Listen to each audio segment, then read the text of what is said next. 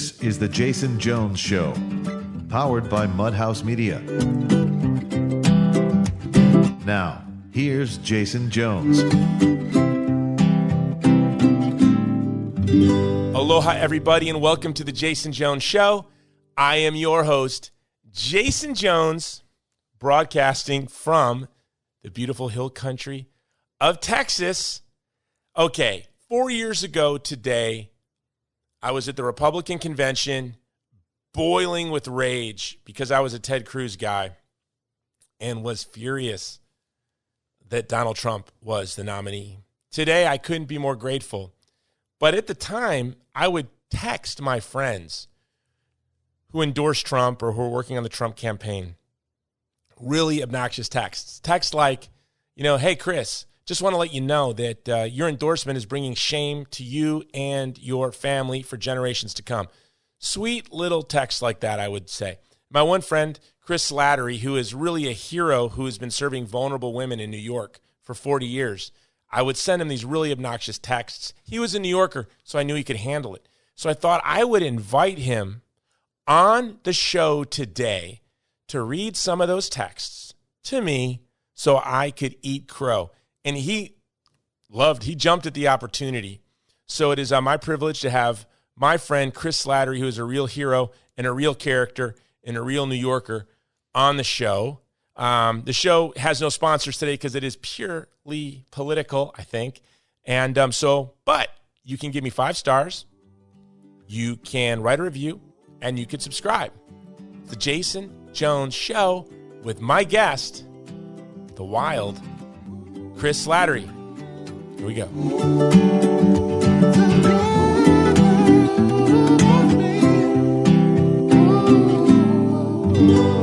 Dog, I'm ready. Can you hear me? I've got all your... Yes, I can. I've got all your scummy comments to me. Hey. Lined up. Hey.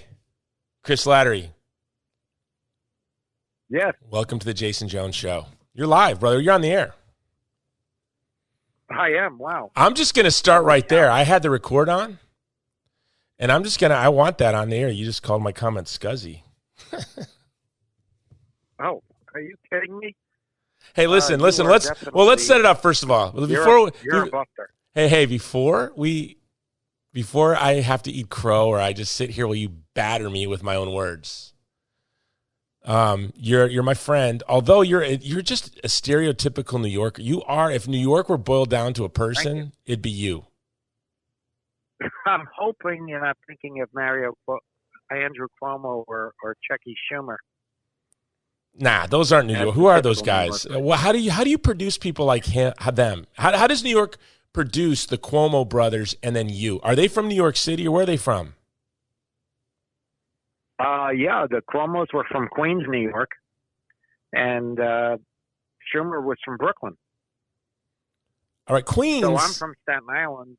Yeah, you are. You are from Staten Island, that's for sure. And also I have roots in the Bronx and Yonkers. Okay, Yonkers is where your wife is from. Well, she's from Riverdale. She spent most of her life in Riverdale. That's the Bronx. In the Bronx. But then when she was a freshman in high school, she moved to Bronxville. New York. Bronxville and Yonkers are on the border of each other, and they share a zip code, actually. And Riverdale borders the Bronx. It is the Bronx bordering Yonkers. So yeah, but here's the thing. You know very well. My wife is snooty, and she would not admit to being from Yonkers. She would not accept that. Oh, yes. I mean, she's a snob. The people who live in Yonkers, who have a 10708 zip code, right, always say, "Oh, well, I have a Bronxville P.O. box." Oh, is that what they say? Well, my wife can't be that much of a snob. She married me. But, okay, you and I, we became friends. You are a hero in New York. Tell people about what it is you do in its fullness, because I won't do a good job. Well, basically, I'm a professional baby saver. I work 16-hour days and full-time for 30 years and part-time for 40 years in the pro-life movement. So it's my vocation, and I discovered early in the 80s how to save babies on the sidewalks and then through trial and error, running pregnancy centers for 36 years. Right. We've experimented with them across the country, but my main thrust has been in Manhattan, the Bronx, Brooklyn, and Queens since the mid-'80s, and we have rescued over 40,000 children. That's absolutely unbelievable. We advertise and in competition with the abortion industry. We've been Well, and you're a pioneer. Parents' worst nightmare. And you're a pioneer. Yeah. You're an inventor in the field. And how we met was during Bella. Do you remember how we met? We met during Bella. Yeah. Bella was when I first met you, when you were producer of the movie and you came to New York. It was filmed mostly in New York, and I didn't hear about it until after the filming was over. But it was mostly filmed in Manhattan, if I'm not mistaken. Jones Beach, yeah. And possibly other parts of the city. Jones Beach. That's Long Island. I'm not really familiar with the neighborhoods, but and so how we met is, and I'll say it now because they've kind of gone off full public, but the family that owns Goya Foods gave us $500,000 to buy movie tickets to give away to the Latino community. Oh yeah.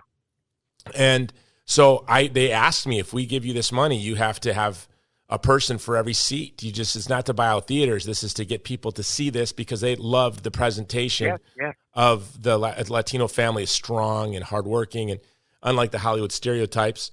So, and they like the pro-life message. So I promised, and I was on the streets of, you remember, I was on the streets of New York for a month working with radio stations and other people. But then you call me and you were a demanding, obnoxious man. And you'd say, you need this, you need that. And I didn't believe you were going to do anything. You're like, I'm going to get public schools to bus kids. And I need this. And I'm like, I'm going to do everything this guy's asking me very abrasively, very New York-y. And I'm going to do it. And he's not going to follow through with it. And you did everything you said you were going to do. You got public school kids, theaters filled with public school kids in public school buses. Am I remembering this right? Public school buses taking public school kids. New Rochelle High School to see Bella. New Rochelle became the epicenter of COVID. If you'll recall, it was a big hotspot, and the National Guard. Yeah, my father-in-law lives there, so we were very scared. Yeah, we were very much concerned. It was weird, but New Rochelle High School is a big suburban high school, and it's only 15 miles from Manhattan, and it was where we got busloads of kids to go to the New Rochelle Regal Cinema, and we also worked at Manhattan, Queens, heavily. We got people across the metro area to come to various theaters, and it was very exciting. The Whitestone, you'd help me fill the Whitestone Theater, which was a beautiful neighborhood. Yeah, that's in the Whitestone is in Queens. I had so much fun at the Whitestone Theater with those families for a week, just filling it up. Every showtime. It was one of the most beautiful. I fell in love with New York in that experience because for a month I was running around. What was exciting is that film is where Eduardo Verástegui really found his vocation in life. This former novella Mexican soap opera television star who came to Hollywood, and he found his faith, and he gave up his gigolo boy band sex, drug, and rock and roll past, and I don't think there was rock and roll or drugs, to be fair. I think it was maybe sex and pop music. But it was women were involved. 100%. Yeah. But he gave there was the music. I think he was in a boy band thing, right? Yeah, Cairo. Yeah, he was in a boy band. He was one of those people, though, he was the star of this movie. Yeah. And he really was. He was really, really good in that, in Bella, which is a classic film that younger listeners may not have seen this yet. You can get it on Netflix and on Amazon Prime, and you should watch it. It's an outstanding film. Came out, was this about 15 years ago now? Yeah, 2007. Yeah, 2007. I mean, 13 years ago now. It's a long time ago. And, we still get Bella Baby emails on thousands now. We stopped counting, and it's unbelievable. Well, you gave out tens of thousands at least of free DVDs to pregnancy centers, and over 100,000. we Yeah. gave out a lot. That many, yeah. You had a whole apostolate of distributing the DVDs. Of course, nobody watches stuff on DVD anymore. Yeah. But it's all streaming now today. Streaming wasn't available back 10 years ago. No, But they still was, do watch DVDs, though. Where, like in the project, we had a girl who chose life. She lived in the government projects. And this is something I don't know. It's a cultural thing. And didn't have Wi-Fi. They didn't have, yeah. So what happened was everyone trades DVDs, she said, in this government housing she lived in. So, hey, what do you have? I have Back to the Future. What do you have? Oh, I have, Jurassic Park. Oh, I'll trade you this for that. And they'll just pass around DVDs. And she saw Bella while she was scheduled to have an abortion in this government project she lived in. She said hundreds of people in this project had seen this one DVD. She said, who knows how many people, that one DVD that was given away by a pregnancy center to one girl, then worked its way, and it had the pregnancy center sticker on it. It was through our Bella Hero program. And she said, I didn't get this from a pregnancy center. I got this just from being passed around our projects. Well, I got to get that. I got to get more of those DVDs. I'll get you more. Since COVID hit New York City, the hardest of all American cities, and one of the worst cities in the Western world. And we were the only pregnancy center to stay open in New York City, and it's starting in April. I have given away 6 tractor trailer loads of household goods, diapers, strollers, car seats, essential goods to women who line up around the block in the center of the South Bronx since April, every Wednesday. And so I have, and 90% of these people are Spanish immigrants, probably. I don't know, but I would guess most of them are not. I'll get you Bella DVDs, and I'll get you For Greater Glory DVDs as well. Cristiada we in want Spanish versions, but they all have multi-language capability, correct? Mm-hmm. Yeah, we'll do both. Well, we're giving away stuff, and these people are great. They want to take care of their children. They're really loving their kids. They're trying to make ends meet. Many of the illegals are undocumented that come here to the big cities like New York. They relied on jobs in the restaurant industry, which is crippled. Hundreds of thousands of jobs are gone because the New York City restaurants are still not even open. Heartbreaking. Most of them are closing.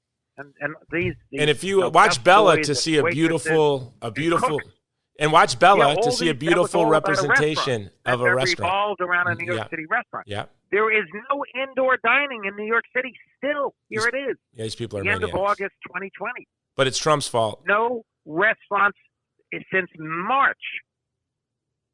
I read an article. Except outdoor dining and takeout. I read an article that said restaurants in New York City are dead, which I can't believe. New Yorkers are resilient. They're going to come back from this. No, it's true. 1/3 of them will never reopen. Well, historic restaurants I know in Hawaii are closing. Well, I think I want to share 2 other stories. God wants you and I to work together. We don't talk a lot. We're not like text buddies.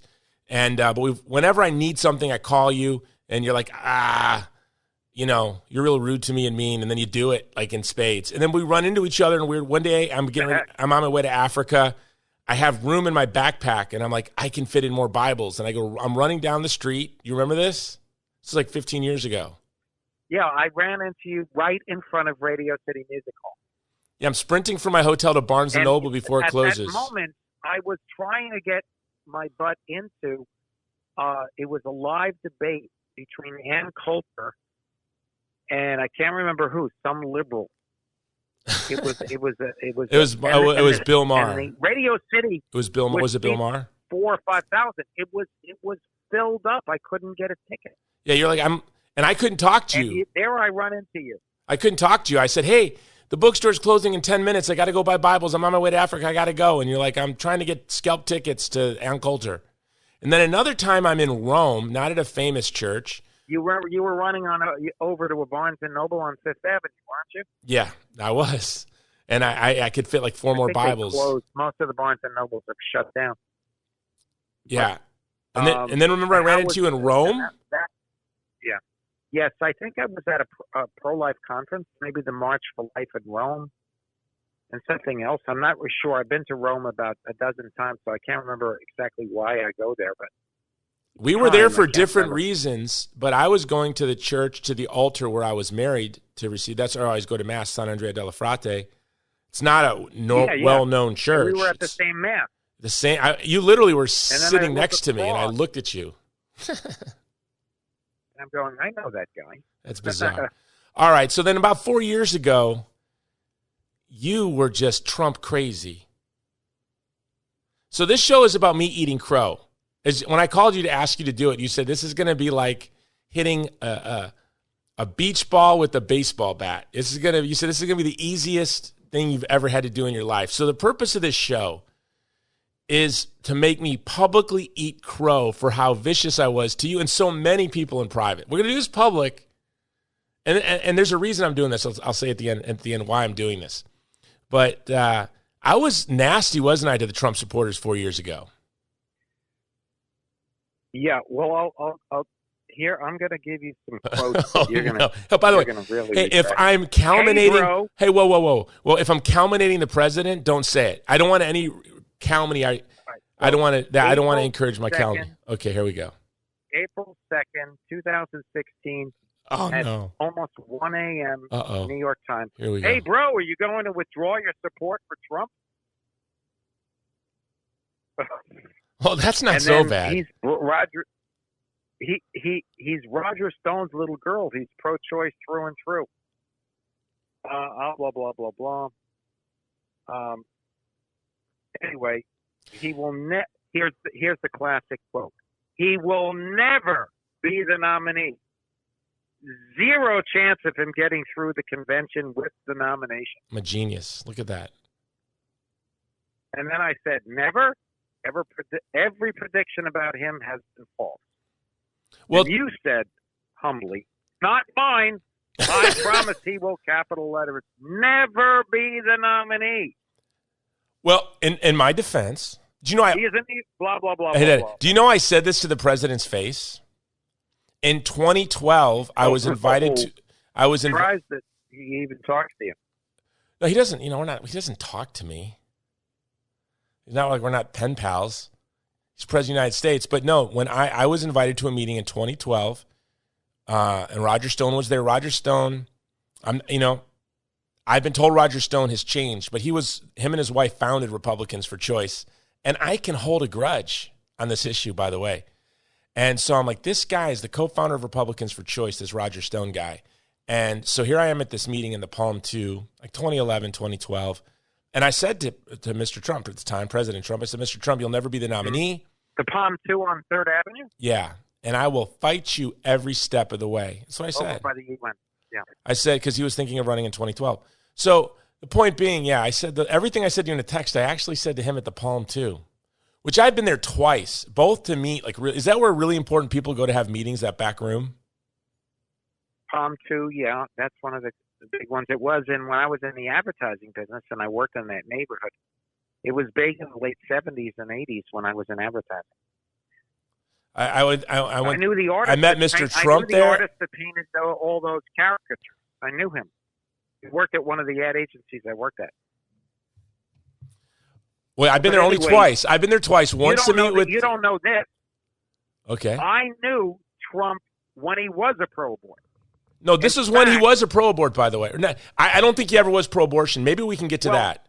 Because I couldn't. I don't think I never saw a conversion. I saw an invitation to a NARAL luncheon at his hotel, the Plaza. No, it was a dinner.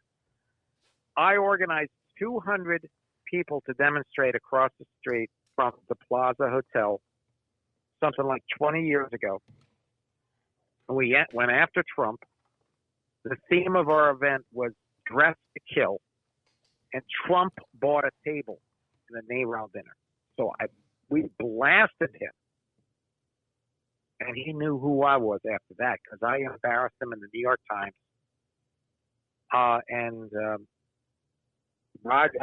Later, I would meet Roger Stone, and Roger got me an invitation in 2015 and I was the last one at the Trump announcement for president event at Trump Tower. I was the last one to shake his hand before he went down the escalator. And I was there, and I took a video. I saw it. I probably give me the best tweet. And give me the best Troy text. Newman was good. Give me. I must have texted you after I saw that and said something horrible. Give me the best text, and then I want to share with you my theory on Trump's pro-life conversion that wasn't. Well, what was the worst thing you said to me? Yeah, it was the worst thing I said to you. By the way, it wasn't just you. Oh, well, I was texting people like you're bringing shame on your family for generations. Well, you said something. You said it does not look good for pro-life leaders. Stand by a man who has just come out and said he is pro-choice. A good way to screw the movement is to support a raging pro-abort. Raging pro-abort, like Trump, you said. So clearly I was dead wrong by the grace of God. And when people go, how can you support Trump? First of all, he's not only pro-life, he's whole life. This administration has been, pro-vulnerable from the very beginning, whether it's religious freedom in Hong Kong, standing with the Uyghur, fighting for food security, pro-life, defending life at the end. Obviously, the era of the Republicans praying for war is over. This is the anti-war Republican Party. This is the Republican Party going back to its roots, going back to Hoover. But I've been thinking a lot about, and the reason I did not trust him in 2016 was I saw no dramatic conversion. We saw Mitt Romney's. Remember, Mitt Romney was like, he said that studying embryo-destructive stem cell research changed his position on abortion, which was interesting because it didn't change his position on embryo-destructive stem cell research. So none of that made sense. So Trump had the story about his friend who I think he had counseled to not choose life, or maybe it privately thought that the person didn't choose life and then met the kid years later. And that didn't ring true to me. And I was like, I mean, it rang. I thought it was a true story, but I'm like, that doesn't seem like the kind of thing that would lead to a dramatic conversion. But then it was, studying at the time, I was studying his videos, all of his interviews on abortion. And every one of them, if you go back and look, folks, they have the same thing in common. When the issue of abortion comes up, his hands go in front of him. He turns his head away. He says, I hate it. I don't like it. But I support a woman's right to choose. So I've come to think that Trump was a businessman working in New York City that spoke the pieties that he felt he had to speak to do business. He wasn't a politician. He wasn't a political leader. He was a businessman.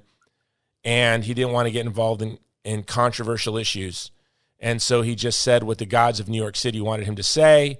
He burned incense. And as he matured and as he grew and as he was moving from businessman to political leader, I think he had the courage of his conviction that he always had. And why this excites me is I think Donald Trump is very much like us. He's who we are as a people. It's very interesting that if you were to boil America down to a person, in many ways, I think we're Donald Trump. And so it makes me think that if Donald was saying that he was pro-choice, President Trump was saying he was pro-choice, all of the time in his heart he was repulsed by abortion and really pro-life, but afraid to say it or felt it was imprudent to say, that means we live in a country that in its heart of hearts is pro-life, but that just kneels to the gods of the city, not wanting to be dragged into controversies, and says the easy thing, I'm pro-choice.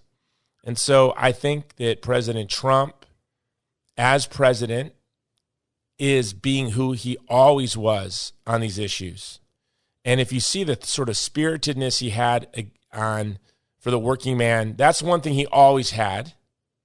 He was never one of these people that was swept away in these war enthusiasms that seemed to have a real revulsion to war when the rest of the country was being swept up in enthusiasms.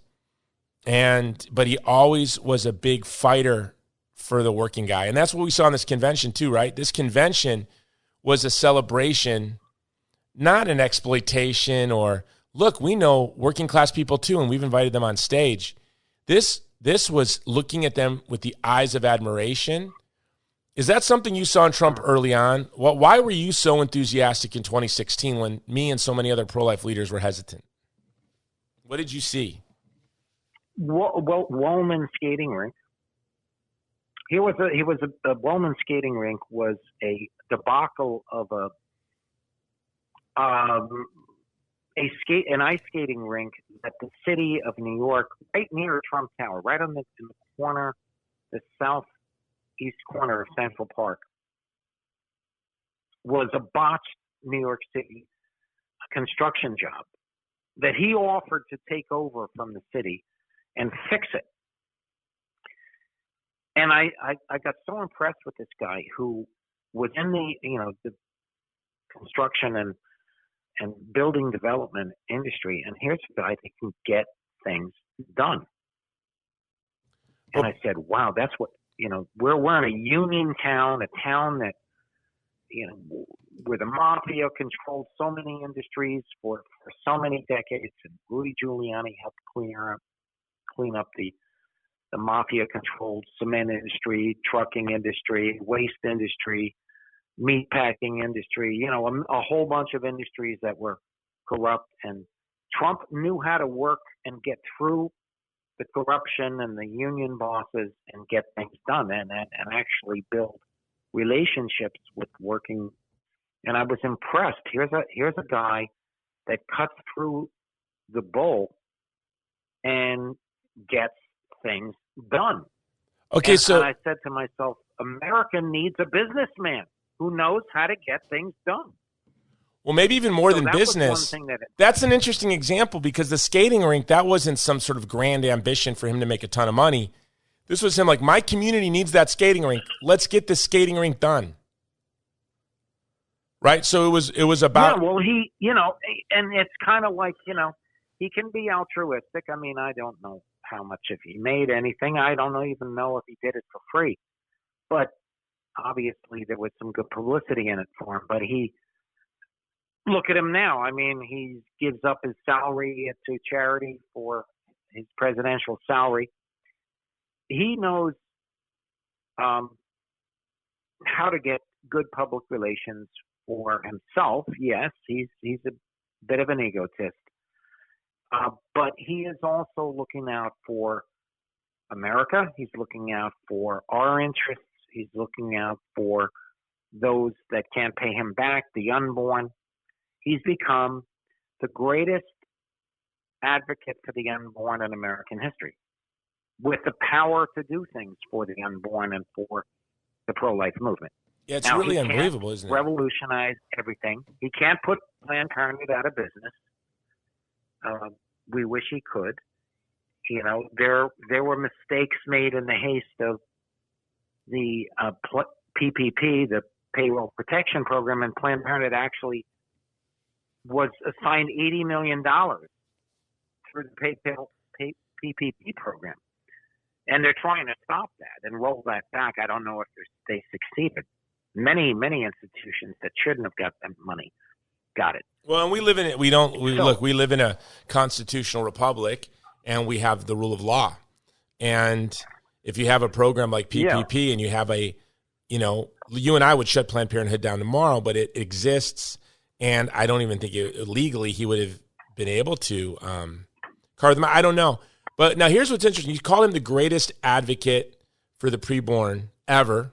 As Sister Burns said, the most vulnerable community in the world.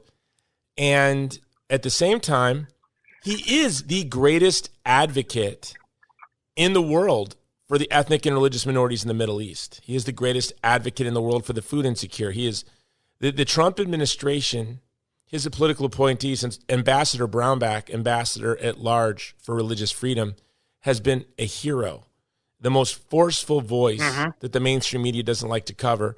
But he flies to China, gets off a plane, and the first thing that he says is, stop your war against ethnic and religious minorities. And that, he says, your war, you will lose. You've declared war on religion, you will lose. The next day, Ambassador Brownback went to give a speech. One person showed up from the government, so he flew to Taiwan. And that's how this administration rolls. They're fearless and standing up for the vulnerable. This convention was the whole life convention, wasn't it? From the child in the womb to that young. It was a wonderful. It was the best convention, the most exciting convention. I was scheduled to go to. I had a hotel room booked in Jacksonville. I was looking to go to the normal convention. I've been to a previous Republican convention. I think and we've they're hung out at completely some boring. conventions. Have we This hung thing- out at conventions together? I think we have. I think so. Yeah. I was in Tampa. We hung out This in Tampa. one Yeah. It was stupendous. It was all the fascinating. The set at the White House, the set at the Fort McHenry, the backgrounds, the variety, the high-level production value of everything. Last night was unbelievable. Last night, I mean, the final night of the convention, and the fireworks at Washington Monument, which said Trump 2020 in fireworks exploding. I couldn't believe that. Two times fireworks spelled out Trump 2020 in the fireworks in the sky. I had no idea you could pull that off. Well, what moved me, I mean, the whole thing was so well done. Yeah, I was actually unpacking and moving into my house as I was listening to it, so I didn't see the fireworks. But when I heard the Ave Maria, they were the best. They were the best. When I heard the Ave Maria, there was an opera singer from the balcony of the White House singing Ave Maria. And so what's interesting to me, Chris, is these two conventions really represent the battle that's been raging in the West since at least 1789. And they're two worldviews. One worldview is grounded in the Western tradition and vision of the human person. And you saw that in the Trump convention, where the image of God, the human person having an inviolable dignity, was mentioned repeatedly. Then Sister Byrne said, I'm not only pro-life, I'm pro-eternal life. And what she said, what she pointed to is this vision of that it is our goal to get to heaven, not bring heaven to us. And in the Democrat convention, this Marxist worldview, this totalitarian worldview, this illiberal worldview, you have a denial of the Imago Dei. So much so that I don't know if you heard a couple of months ago, Joe Biden was saying, we hold these rights to be self-evident, that all men are created equal and they're endowed by that thing. They're endowed by that thing. He couldn't say God. The thing. He couldn't say God. Yeah, embarrassing. And then, so you have in the Democrat side, they want to bring heaven to earth. Because there is no heaven to them. They want to bring heaven to earth. They want to amantize the eschaton, as Yaffers would say in the early 60s, put on bumper stickers. And what happens when you try to bring heaven to earth every time? Gulags, concentration camps, genocides, and democides. Sure. And it will be no different here. Look at the anarchy and look at the anarchy and the rioting in our cities, major cities. New York is not as bad, but we have an excellent police department. But we have, it was shocking that the Democrats did not denounce or even mention the violence in the cities in their convention. And they are realizing they made a major mistake. And Republicans are capitalizing on that. Well, somebody better give Kamala the memo, because yesterday on one of the late night shows, Kamala snarked with glee that these riots will not end. They're never going to end. She said after the election they will continue, and she said it like a threat with a sneer. Yeah, because they want chaos. Well, they should study Spain in the 30s. They should study Spain in the 30s if they want to know how that ball is going to bounce here. They should stop bouncing that ball, is what they should do. And I hope they get the message. I hope that you're right, that they're learning that this is. I believe this is going to end up being the weakness that results in a landslide for Trump. This weakness they did not see coming. They did not see the vulnerability they had with the American people, who are disgusted by this violence and anarchy. Americans want law and order, and only the uber ultra left love chaos. And it is, and when you go after little towns of 100,000 people, what was the name of that town in Wisconsin? Kenosha. Kenosha. Yeah, whoever heard of Kenosha? I mean, out in New York. Never heard of it. it's like a village to us, you know. Rioting in a city that size, now that wakes Americans up across the heartland. Wait a second, that's a city like mine. That's not much larger or smaller than my city. If they can come to a small town like that, and Kamala promises I it. understand big cities like Chicago, but Americans are relating to this, and they're going, "Oh my God, the whole country could go up in flames." Yeah, if you have children, if you have parents that are elderly, you want order. You know what you need. You know what you need to have a brunch on Sunday with your friends. You know what it takes to have brunch with your friends on Sunday? Order. You know what to walk with your wife along the lake and then step into a bar to get a glass of wine. You know what that takes? Order. For your kids to have Little League, civilization. Order. To have a job, order. To go to church, order. Yeah. To get a colonoscopy, order. You're right. And the American people are... You need a certain number of assumptions that I can go outside and I can be safe, and I can do this or I can do that, and I have relative peace and tranquility, and I know that the police are there if there's an emergency. But the idea of defunding our police, the most critical men and women in America who keep our society sane and safe. This is what many, many millions of foreigners have come to America to flee anarchy, flee violence, flee dictators, flee socialism, oppression, communism. They came here because it's not a perfect system of justice. It never has been, and there never will be a perfect government, a perfect society. But it is the best in the world. And now it is fraying.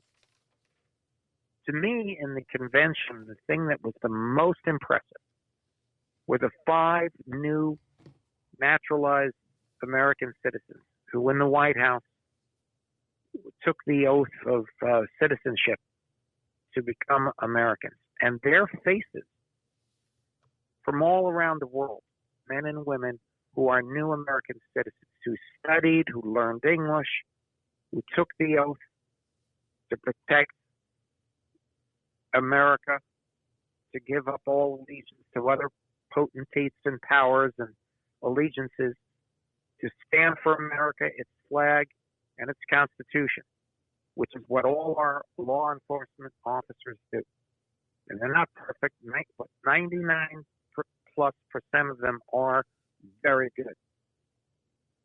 And a few bad apples that made mistakes, and some of them murderous mistakes, should not be held against all of them across the country. And this rioting and looting is an excuse.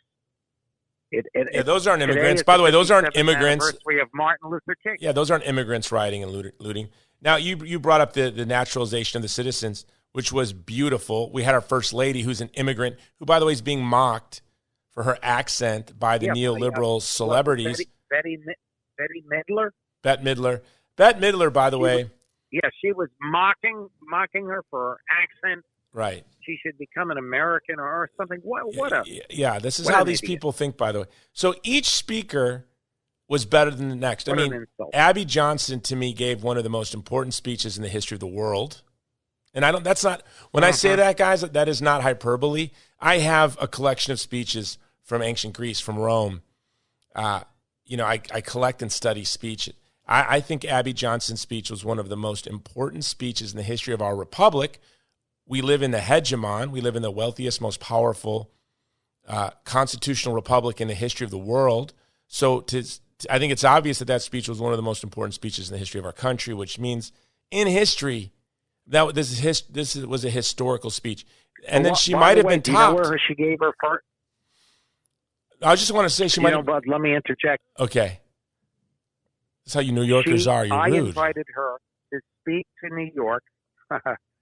I invited her to come speak in New York about 10 days after she quit Planned Parenthood. She did not give a polished speech. It was her first speech outside of Texas back in the fall of 2009. And so I got her on her way. Well, Abby is a friend of mine. I'll share. I'm going to share. No, you shared an Abby Johnson story. I'll share an Abby Johnson story. Eduardo held a huge conference in L.A.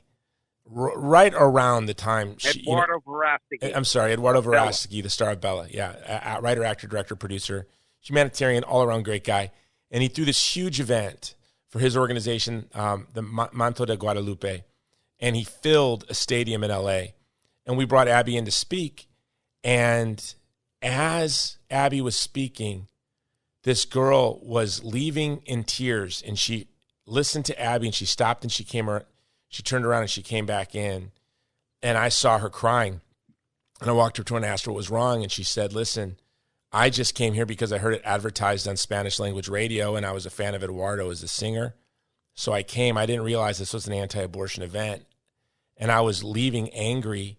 And then I heard Abby speak, and she was just with tears in her eyes. She's like, I work at Planned Parenthood.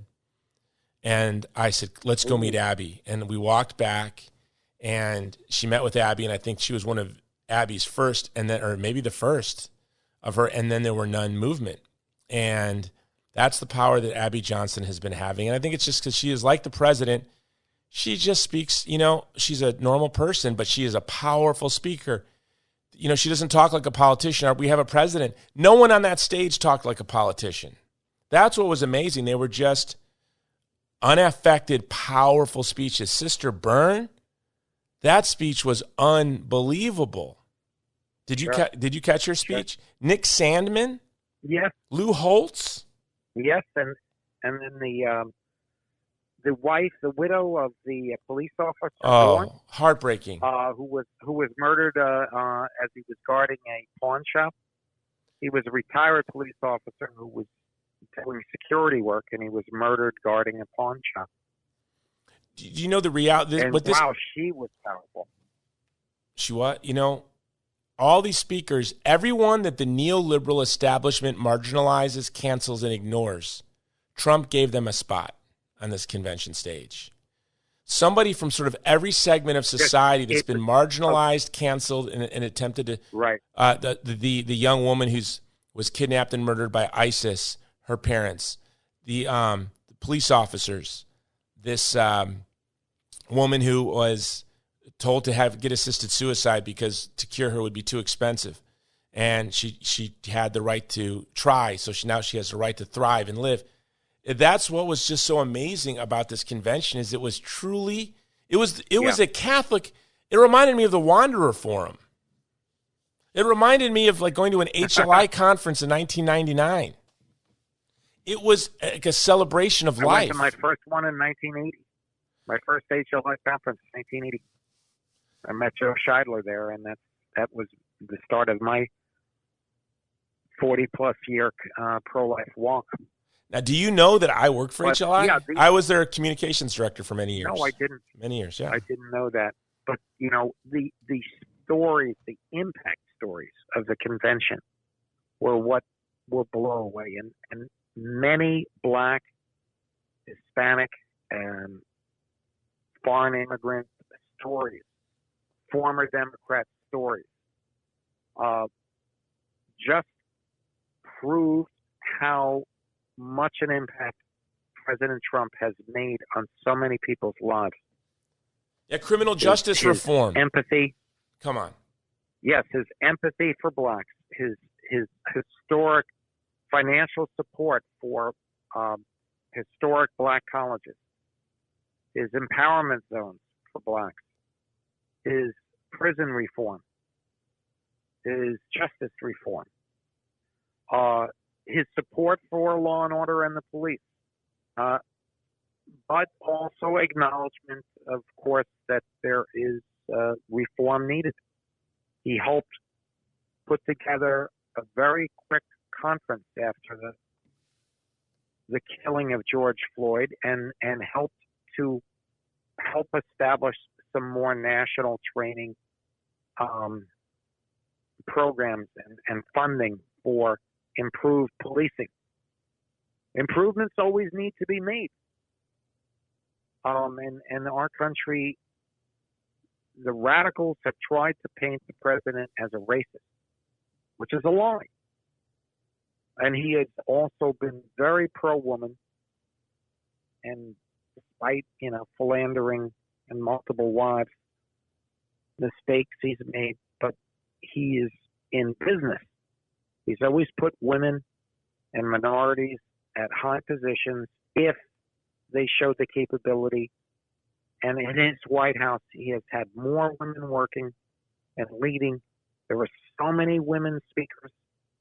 Kellyanne Conway, the woman who should get the credit for getting the president elected, who's tragically had to leave the administration due to a rebellion of her children because of fights with her husband.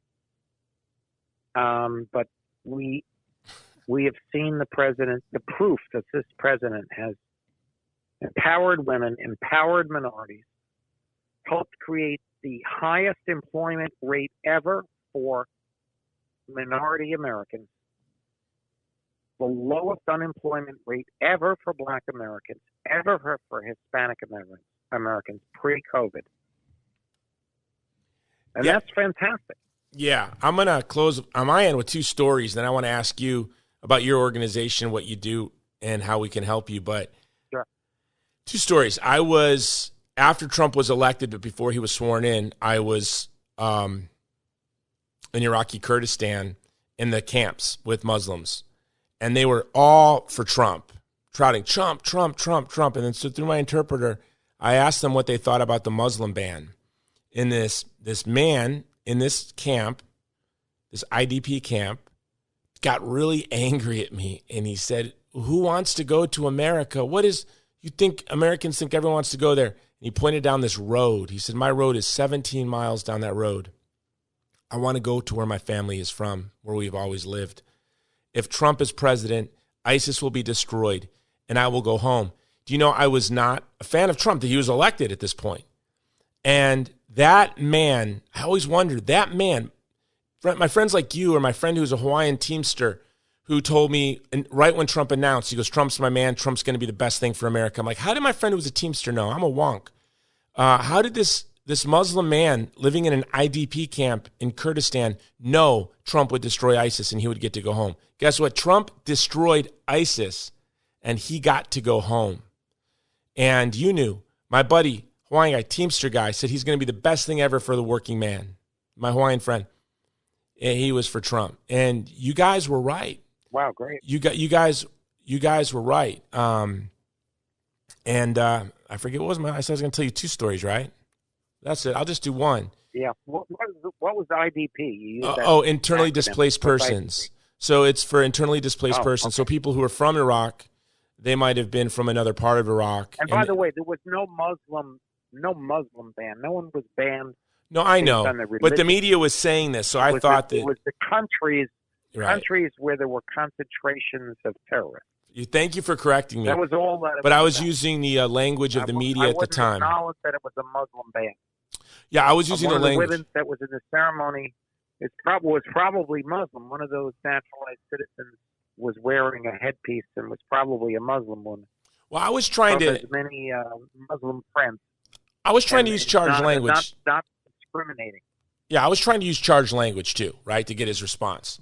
And he laughed, and he was angry. He laughed, and he got angry, and he said, "I want to go home. Yeah. I don't want to go to America."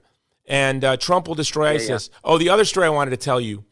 So we were at I was at one of the parties at the convention last time, and I was standing there with Steve Bannon, and Steve was just laughing at me for still not getting on the Trump train, and he said, and I said, he's not a conservative. And Steve looked at me, he goes, you don't get it. He's not a conservative. He's not a liberal. He's an American who wants to fight for the interests of Americans. Latino, black, white. He doesn't see that. He sees his people are Americans. He wants to fight for his people, Americans, to be treated fairly. He goes, that's it. He goes, if you need to understand that, you understand Trump. That Trump sees American. That's what he sees. And I think that's what this convention I don't know how people, regular folks that aren't obsessed with politics, I don't know how much of this convention will trickle down to them if they didn't watch it. Surprisingly, CNN didn't cut away. So many of the networks were constantly cutting away. But if the average American didn't get to see the whole viewership of CNN is extremely low anyway.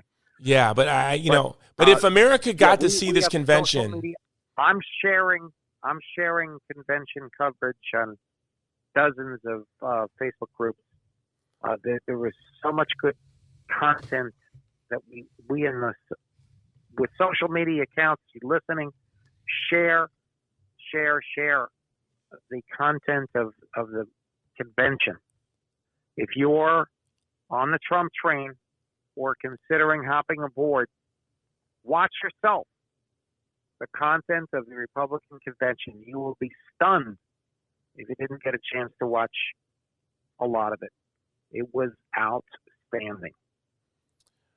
Well, and let me ask you a question. Here's my prediction. I want to ask you a prediction. Will Trump win New York State? Will he win New York State? I'd say that it's going to be close. I think he could. But I doubt they're going to invest the advertising money here. I believe their money would be better spent in the battleground states. Now, I have a friend who's a political. The reason I asked you that, are so sick of De Blasio and Cuomo that you never know. There are hundreds of thousands, if not millions, of secret Trump voters. They won't put out signs. They won't put on buttons. But they're going to secretly vote for Trump. That takes courage to do that. I believe Trump will be reelected in a landslide. Well, we all need to be involved in the political life of our community. So here's the reason I had you on, for me to eat crow. Not that I like to publicly be shamed, but that just as an example, so many of us had preconceived notions about who President Trump was. We do this in our life every day. We meet somebody on their bad day or under not the best circumstances. We form a negative opinion of somebody. We allow that first impression to affect our relationship with that person forever, which is really stupid. We all know how, we don't all want to be judged by the worst things we've done in our life. Now, most of us aren't celebrities since we were young, and so we don't have to worry. Most of us, the worst things we've ever done will never be front page news or mocked about on Twitter. But I allowed Trump, a young man who became wealthy, successful, and a celebrity in the 70s and 80s, that every mistake he ever made, to form my opinion of him. And it's hard to change your opinion, to admit you were wrong. But I think those of us who are Catholic, Christian, those of us who just want to be kind, humane, and decent, and I have so many friends who are celebrities that get judged by mistakes that they've made, and people hold them to that for the rest of their life. I don't think Trump is going to lose a single voter. Everyone who voted for him last time is going to vote for him again. But those of us, and I did vote for him. I didn't think I was when I walked into the polling place, but I saw his name and Hillary's name, and I colored in his bubble. Those of us who might not have voted for Trump last time, if you care about life consistently, protecting vulnerable migrants from economic exploitation in the dangerous underground economy, having someone to speak up for the Uyghurs in Chinese-occupied East Turkestan, 3 million in concentration camps, if you want an administration aggressively fighting for food security, it is only the Trump administration fighting for food security for these people that are starving from Bangladesh to South Africa in this ham-fisted shutdown. If you want someone to stand for the child in the womb, to get between Planned Parenthood and the abortion industry and vulnerable women and their preborn children, you need to vote for Trump. But more than that, we need to volunteer for Trump. We need to speak out for Trump. We need to put bumper stickers. Those of us who were wrong, for those of us who had an opinion. By the way, if I went back in time with what I knew then, if that's all I had, I think time and time again I would have had the same position that I had on Trump at the time. But now I have new information. Hey, I have 4 Ethan, years. I don't know if you know this, but I have been elected to the President Trump's National Advisory Board. I am on the National Advisory Board of Catholics for Trump. You need to look at. I know you're on it. You know who else is on it?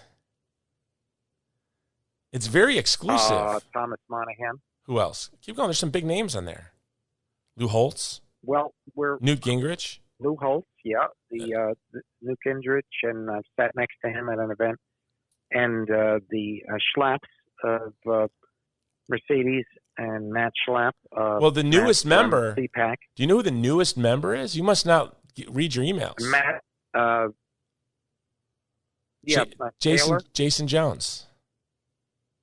You too. I am. Fantastic. I went from texting you hostile texts. We have to amplify this show. If you get the link to this show, I will get it to the media people at Trump. Oh yeah, I'm amplify this. I'm in constant contact with them. I was on Taylor Marshall's show today, and we talked about the convention. But yeah, I went from being texting you 4 years ago around this time, hostile texts, to and that's my point. That we who are wrong. Do you know why I went on Trump advisory board? Not for Trump. He doesn't need me. I went on that advisory board for the Uyghur. I knew that being on that advisory board comes with risk. It's you stand with Trump, you're going to get a lot of rocks thrown at your head. And Trump, I'm not going to take rocks for Trump, but I'm going to take rocks for the people Trump is standing for and with. The preborn children, vulnerable ethnic and religious minorities in the Middle East. Preborn children, right? The vulnerable, the minority Americans who have been sold a bill of goods by the Democrat Party. The people in Hong Kong, small business owners, exactly. Farmers, foreigners like Hong Kong, the people of China. That's why I signed. See a strong American. And that's why I signed up. Well, look, I'm also I'm strongly on the Trump train. I believe in this man. I believe that Roman Catholics, evangelicals, and religious Jews and Muslims, we must band together because he is a strong proponent of religious freedom. We haven't touched on this much. He understands America was built, created in part to be a beacon for religious freedom. In our First Amendment, the establishment of religious freedom is very strong. Yeah, you talk about Muslims. We have a large Muslim audience on this show, large Muslim audience, and all over the world. Turkey has turned its back on the Turkic peoples of Chinese-occupied East Turkestan because they like Chinese money. Saudi Arabia has turned its back on the Muslims of Chinese-occupied East Turkestan. The political appointees in the Trump administration, Pompeo, Ambassador Brownback, and others, have been the most aggressive defenders of the mostly Muslims, Uyghur and other Turkic peoples in Chinese. Who has been their greatest defender in the world? President Trump and his political appointees. Right. And so that's why, to me, this election, I moved to the hill country of Texas. I'm good. The rest of the world's going to fall apart. I'm good where I am. But the people... And also, the president has shored up his support for the state of Israel. And this was so critical that he put our embassy in Jerusalem, and that he is also brokering peace treaties, the UAE peace treaty with Israel, and he's working on other ones. Yeah, and that's what he's doing. The tragedy of the post-Sykes-Picot world, and I don't want to get into it. It's a whole other show. But I see the problem with the Middle East is very complex and interrelated, and all really has to do with the mistakes made, or maybe the chaos by design of the Sykes-Picot agreement. But what the Trump administration has been very artful, by the way, very thoughtful in working for a Middle Eastern policy that advances our interests while advancing the interests of the people who live in that region. Our foreign policy has been short-term, advance America's interests, and no thoughtfulness to the interests of the people that live in that world. But whether it's the Kurds, whether it's the diverse communities of Syria, the Alawites, the Christians, the Jews, the Muslims, Shia, the Sunni, the Trump administration has been artful and working to advance the interests of the people who live there. And I believe that advances our interests, where Russia and China are playing the old game of looting the region. The Trump administration is looking for joint security that front shelves the interests of the people who live new here. Agreements are coming this year. New agreements with other Arab nations and Israel. New peace agreements, new treaties are coming soon. So I'm very, very excited about all the advances, peace we've had with North Korea. Who knows about the health of we got about 2 minutes left. Of North Korea. We got about 2 minutes left, and I really want to make sure that you share with what you do. Well, we're shifting gears. Conservative Republican. I believe that the way to be a true Christian is to treat every single mother like the Good Samaritan treated the mugging victim who was ignored by the Levite and the priest. We have to be there in solidarity with the poor and troubled and distressed expectant mother.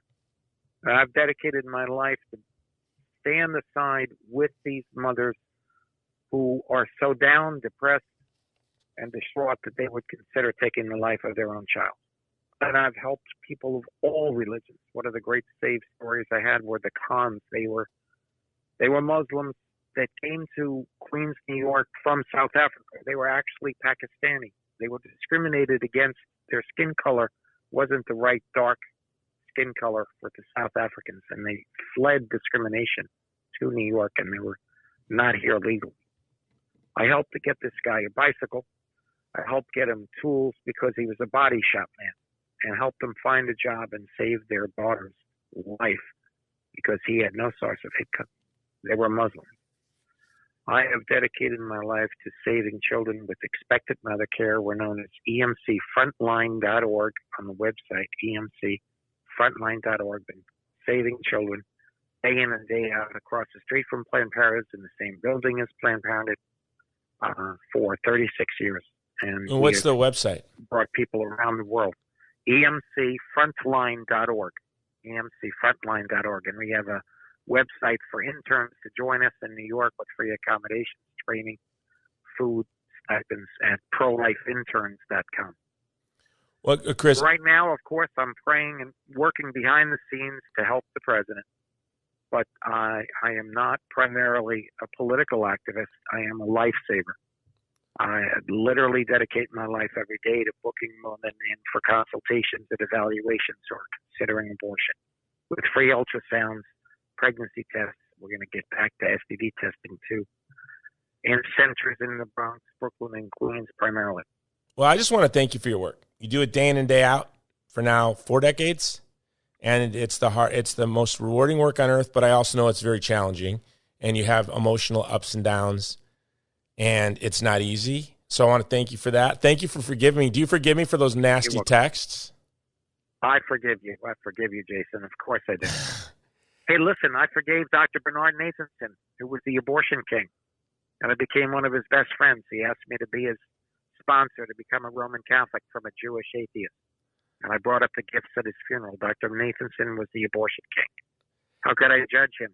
You know, I met Dr. Bernard Nathanson once, but I heard stories about him, and I see how you two were best friends. It sounds when people describe him, it's kind of like they're describing you. Was he a New Yorker too? He was a New Yorker. He was a New York Jew, atheist Jew. You should read his books, ladies and gentlemen. The Hand of God is still in print. It's a wonderful book. I read it in the late 90s. I read it in the late 90s. Well, I just want to thank you. I look forward to running into you again, whether it's at Rome, sprinting across the street in New York. I have a new movie coming out. You know that, right? What is it? Divided Hearts of America, starring Benjamin Watson, September 14th. It'll be on Salem Now. We're doing a big announcement next week. But if you listen to this show, now you know. But we'll be doing a big press release, press announcement. It will be everywhere, we hope. You'll be hearing about it. That's great. That's great. We have no movie theaters in New York yet. Hopefully, we'll have them by then. No, you won't. We'll live stream it. We're not going to come out in theaters till later. We're going to do it backwards. Usually, the theatrical release is the trailer. Live streaming, or it's going to be live streaming, but pay-per-view. We're coming out pay-per-view for 8 weeks. Netflix and Amazon Prime, or what? Or some other platform. It's called Salem Now. It's a platform created by the Salem Communications. They have had 2 huge hits. Oh, smart. Yeah, No Safe Spaces, and they had another film. They were huge successes to serve the needs of filmmakers like us in the midst of this COVID crisis. But we cannot wait. Divided Hearts of America, discovering the secret that will unite us, and the secret that will unite us is the Imago Dei, the sacred dignity of the human person, and the division in this country. I very much look forward to seeing this film. I'll get you a link. Yeah, please do, and thank you for having me as your guest. It's been a pleasure, and let's see you in the vineyard. Yeah, it wasn't nearly as painful as I thought. All right, Chris, you can jump off. I'm going to close it up. All right, God bless. God bless. Bye-bye. Bye-bye. I thought that was going to be hard. I thought he was going to... Oh, sorry. I thought I had a song. I thought that was going to be hard. I thought he was going to hammer me. That wasn't that bad. But the reason I wanted to have Chris on is I was probably the most vocal anti-Trump advocate in America until the convention that I just shut my trap. But I was burning inside, and I was angry at people like Chris. And I think there are so many of us, we allow our ego to get tied up into these things, especially if we were public. We might do this even in our private lives. We form an opinion on somebody, and when we see them do beautiful thing after beautiful thing, and then we ascribe negative motives. They must be doing that as some sort of complex gaslighting or con they're running on people. Oh, they've got everyone fooled but me because, I met them that one day. They were distracted or stressed out or tired or angry. And so we form opinions of people. And I formed an opinion on President Trump. And there were clues that I had recognized that I might be wrong. A mentor of mine said the best way to judge a man, to know if a man is good, is his relationship with his adult children and whether or not he has old friends. And so I was confused. How does this guy, the media saying this and that, and I heard this and that. How does he have such good relationship with his adult children? And why does he have so many old friends? And that was my first hint that my judgment might be wrong. But after 40 years of watching an administration, and especially his political appointees, personnel is policy. And I look at the personnel, the politicals, and I've seen up close what they're doing at state, at USAID, and DOJ, throughout the administration, working for everything from criminal justice reform to making sure kids aren't starving to death in the Nuba Mountains of Sudan, to defend the child in the womb, to giving the right to try to people who are terminally ill. And, I think that President Trump is one of those guys, we hear all this talk about love and we got to be loving from the left. I think Donald Trump is one of these guys that is more worried about doing the right thing. And when you do the right thing in relationship to another human person, that's love. I think he's more concerned with loving others than being liked, which is startling when you think of him as a man that lived his life in the public eye, who's got products branded to him. But when you look at his administration, you got no thank yous for his criminal justice reform. Not a thank you.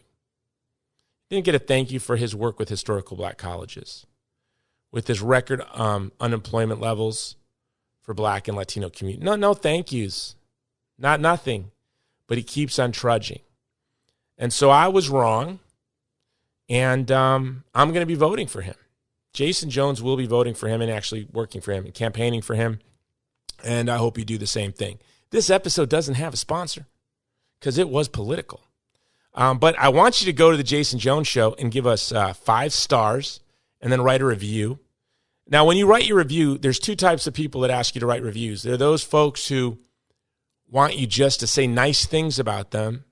And there are those who want you to write a thoughtful, honest critique of the show. And I am the type that just really wants to read nice things about me. And it really hurts my feelings if you don't give me 5 stars. Give me 5 stars and write something nice, okay? And subscribe to the Jason Jones Show. And so until next time, broadcasting from the beautiful hill country of Texas, it's about 150 degrees. The Jason Jones Show. Aloha. This has been the Jason Jones Show, powered by Mudhouse Media.